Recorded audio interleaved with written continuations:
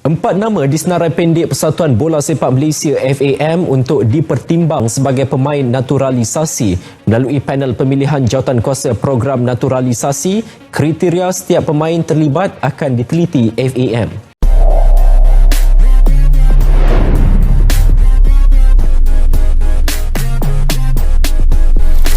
Kalau misalkan benar-benar guys ya tidak bisa membuktikan guys ya di mana data sahnya gitu ya dari pemain-pemain keturunan mereka guys, otomatis nantinya guys ya Malaysia akan di-ban FIFA seperti Timor Leste.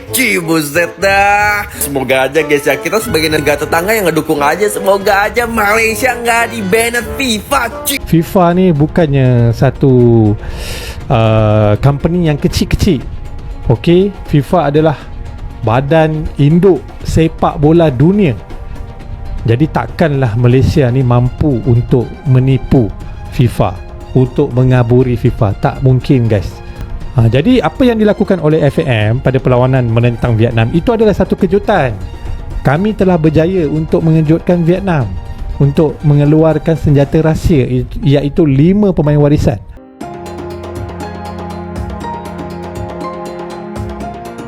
Belakangan ini, Timnas Malaysia menjadi sorotan publik.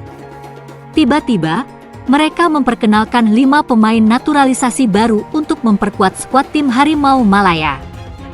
Kelima pemain tersebut berasal dari luar Malaysia. Kehadiran 5 pemain ini sangat mengejutkan, terutama usai Malaysia menang 4-0 atas Vietnam. Program naturalisasi yang cepat ini yang dilakukan oleh Federasi Sepak Bola Malaysia telah memicu banyak perhatian publik. Seorang pengacara olahraga Malaysia, Zafri Aminur Rashid, juga memberikan pendapat yang menarik mengenai hal ini. FAM dapat diselidiki oleh FIFA terkait dengan naturalisasi pemain. Penyelidikan akan dilakukan apabila FIFA menerima pengaduan tentang kasus-kasus terkini pemain Malaysia yang dinaturalisasi. Ungkapnya seperti yang dikutip dari Soha. Zafri Aminur Rashid mendorong Federasi Sepak Bola Malaysia untuk bersikap transparan terkait program naturalisasi yang mereka jalankan. Semua dokumen yang diperlukan seharusnya dibuka untuk umum. Apabila hal ini tidak dilakukan, FIFA dan AFC berpotensi melakukan penyelidikan. FAM juga bisa menghadapi sanksi dari kedua organisasi tersebut jika ditemukan adanya pelanggaran. FAM perlu menyiapkan semua informasi dan dokumen untuk situasi pengaduan. FIFA akan menerima dokumen tersebut dan meninjaunya bersama Konfederasi Sepak Bola Asia. Jika perlu, mereka akan melakukan penyelidikan lebih lanjut. Jika ditemukan masalah atau dokumen terbukti palsu, pihak yang terlibat dapat dikenakan sanksi. Jelasnya, aturan FIFA tentang program naturalisasi sebenarnya cukup tegas. Pemain yang ingin mengganti kewarganegaraan harus memiliki hubungan keturunan hingga maksimal kakek atau nenek. Selain itu, ada ketentuan FIFA yang menyatakan bahwa seorang pemain dapat berpindah kewarganegaraan jika orang tua atau kakek neneknya lahir di negara yang ingin dituju, meskipun mereka tidak memiliki garis keturunan dari negara tersebut. Contohnya dapat dilihat pada Ula Romeni dan Martin Paes yang membela timnas Indonesia. Menariknya, hingga saat ini, belum ada penjelasan atau informasi dari FAM mengenai latar belakang 5 pemain baru yang mereka naturalisasi di Malaysia. Langkah FAM memperkuat timnas Malaysia dengan pemain naturalisasi kembali menjadi sorotan.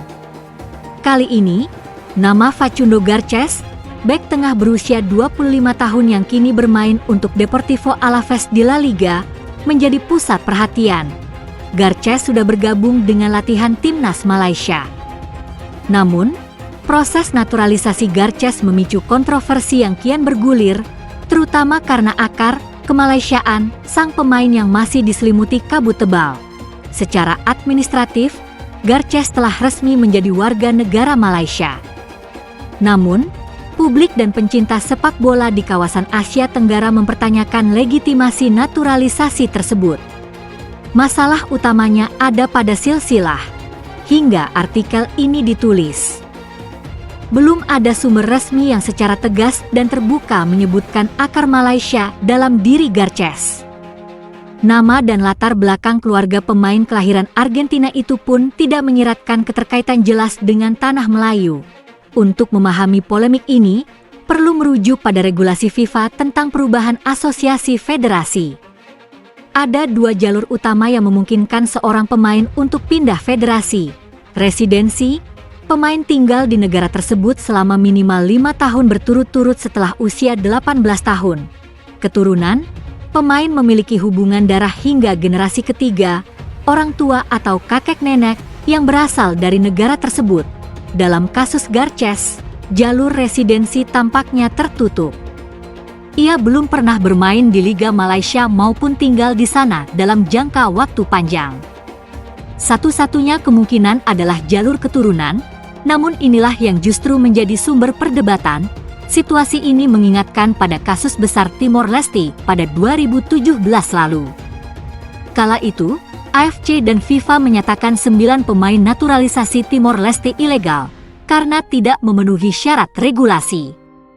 Salah satu nama yang tercatat dalam skandal itu adalah Felipe Bertoldo, ex-pemain Arema FC. Akhirnya, Federasi Timor Leste dijatuhi sanksi berat.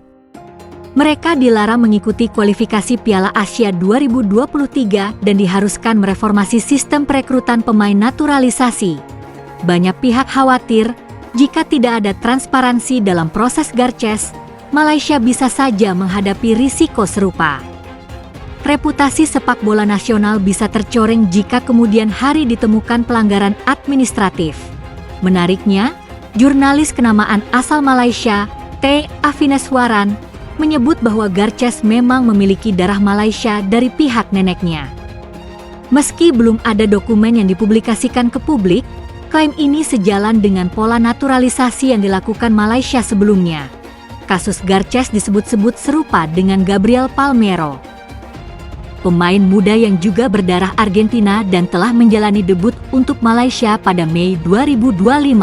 Palmeiro, yang juga memiliki nenek berdarah Malaysia, mendapatkan kewarganegaraan lewat jalur keturunan. Jika alur dan bukti Garces sekuat Palmeiro, maka polemik ini bisa mereda.